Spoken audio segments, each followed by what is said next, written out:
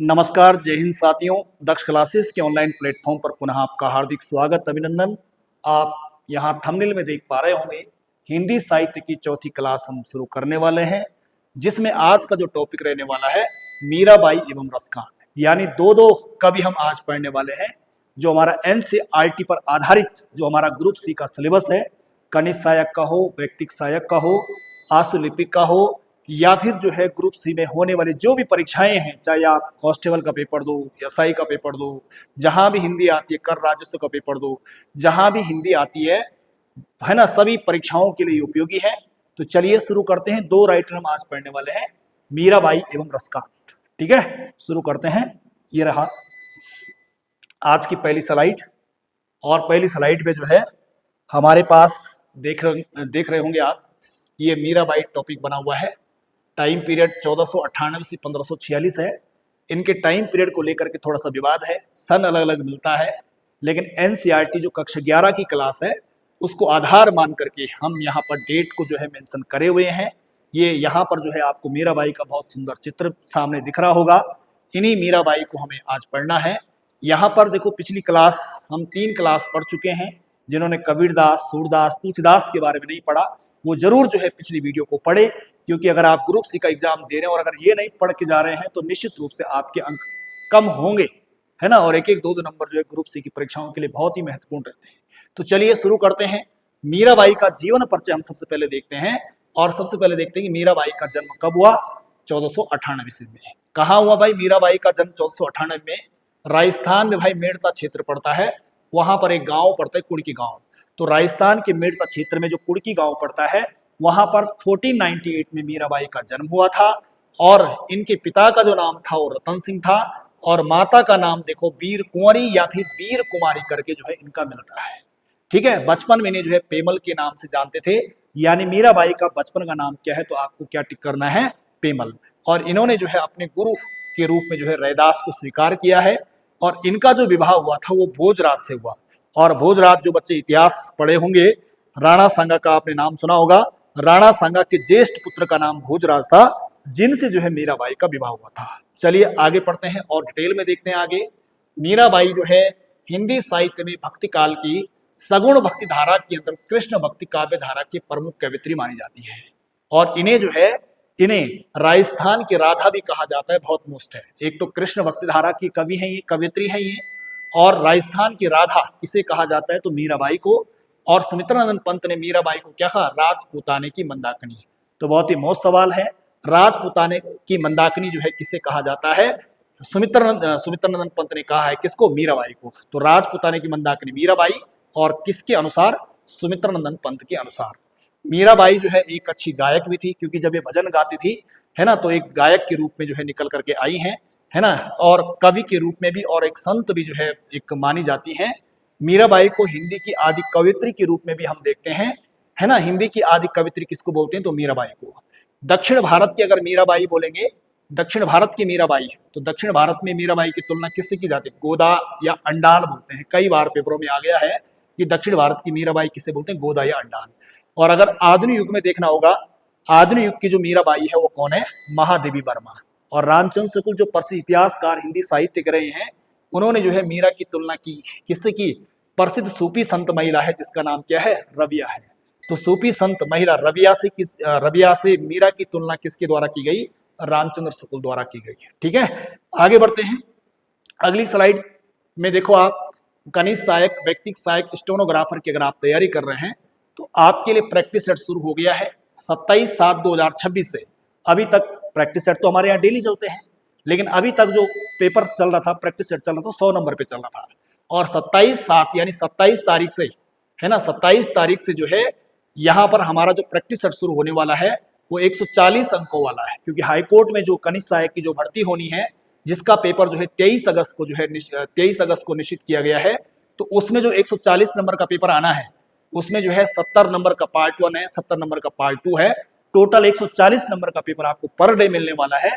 तो यदि आप उत्तरकाशी शहर में रह रहे हैं तो आपके लिए जो है बहुत बढ़िया सुनहरा अवसर है अपनी प्रैक्टिस को सही अंदाज देने के लिए, ताकि आप परीक्षाओं में गलती ना करें। ओएमआर सीट आपको मिलती है, और ओएमआर सीट में आपको निश्चित टाइम पीरियड के अंदर आपको 140 प्रश्नों को सॉल्व करना है। और 23 अगस्त 2026 को अपनी सीट पक्की करनी है। तो अगर आप उत्तरकाशी शहर में रह रहे हैं तो आप संस्थान में आकर के या फिर इस नंबर पे 78959550 पर संपर्क भी कर सकते हैं। और जो बच्चे ऑनलाइन लेना चाहते हैं 140 नंबर वाला प्रैक्टिस सेट, वो संपर्क कर सकते हैं। दोनों माध्यम में, ऑनलाइन ऑफलाइन दोनों माध्यम से सुविधा है।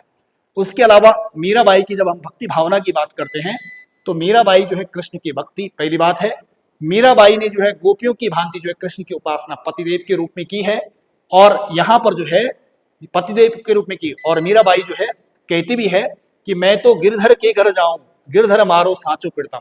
गिरधर यानी मैं तो कृष्ण के घर जाऊंगी, वही मेरे प्रीतम है, वही मेरे पति हैं, वही मेरे प्रियतम है। तो इन्होंने जो है पतिदेव के रूप में जो है कृष्ण की उपासना की है। और अगर प्रश्न पेपर में आता है कि मीराबाई की भक्ति किस प्रकार की रही है, तो 3 विकल्प आपके सामने मिलेंगे। या तो मिलेगा माधुर्य भक्ति, या तो मिलेगा दाम्पत्य भक्ति, और या मिलेगा कांता भक्ति। ज्यादातर पेपरों में माधुर्य भक्ति या दाम्पत्य भक्ति जो है पेपर में मिलती है, लेकिन कभी कभी अगर कांता भी मिलेगा तो ये भी इसका सही आंसर होने वाला है। इनकी जो भक्ति भावना है उसमें विरह की भावना जो है प्रकट हुई है। और विरह की भावना किस रूप में? हेरी मैं तो प्रेम दीवानी, मारो दर्द न जाने कोई, घायल की गति घायल जाने और न जाने कोई। जो व्यक्ति घायल होता है, जिस व्यक्ति को जिस क्षेत्र में चोट लगी होती है, वही व्यक्ति जो है मीराबाई कहती हैं कि मेरी गति जान सकता है ना। तो घायल की गति घायल जाने और न जाने कोई। आगे बढ़ते हैं। यहाँ पर देखो मीराबाई की भक्ति में जो है इनके गुरु रैदास, इनकी जो भक्ति है वो गुरु रैदास से प्रभावित है। और मीराबाई की भक्ति से प्रभावित होकर के मुगल बादशाह अकबर, बहुत मोस्ट पॉइंट है, मुगल बादशाह अकबर भिखारी के भेष में इनसे मिलने आया था। और किंवदंती के अनुसार कहा जाता है कि मीराबाई ने तुलसीदास को जो है पत्र में लिख करके कहा था, है ना। क्या कहा था? मीराबाई का जो पति था भोजराज, उसका जो है जल्दी देहांत हो गया था। और उसके बाद उनके जो उत्तराधिकारी थे, है ना, उन्होंने मीराबाई को बहुत तंग किया, क्योंकि उस समय सती प्रथा प्रचलन में थी। और मीराबाई जो है उस समय की प्रसिद्ध प्रथा के अनुसार सती नहीं हुई थी। उन्होंने कहा था कि मेरा तो वास्तव में विवाह जो है श्री कृष्ण से हुआ है, श्री कृष्ण मेरे पति हैं, तो मैं क्यों सती हूँ। तो उस समय की सती प्रथा का विरोध इन्होंने, मीराबाई ने किया है। और इस वजह से जो है राजघराने में ये कतई भी जो है बर्दाश्त नहीं था कि मीराबाई जो नाच गान करें, है ना, इस प्रकार की भक्ति करें। तो राज दरबार में काफी विरोध इनको झेलना पड़ा। और तंग आकर के इसने जो है तुलसीदास को जो है एक पत्र लिखा है। उसमें लिखा था, स्वाति श्री तुलसी कुलभूषण दूषण हरण गोसाई, 12 बार प्रणाम करऊं अब हरऊं शोक समझाई। इन्होंने तुलसीदास के लिए लिखा है कि हे जो है हे कुल के भूषण, है ना, तुम जो है सबके दुख को हरने वाले हो, मैं आपको बार बार प्रणाम करती हूँ। मेरा जो शोक है ना, इसको दूर करने का उपाय बताओ, मुझे कुछ समझाइए। तब जो है इसके बाद तुलसीदास विनय पत्रिका में एक पत्र, विनय पत्रिका में इसका जिक्र मिलता है। विनय पत्रिका का एक पत्र लिख करके, है ना, मीरा को भेज देते हैं। यानी विनय पत्रिका का एक दोहा जो है पत्र के रूप में जो है मीराबाई को भेजते हैं। क्या बोलते? जाके प्रिय राम न वेदेही, तजिया ताहि कोटि संबैरी, यद्यपि परब सनी।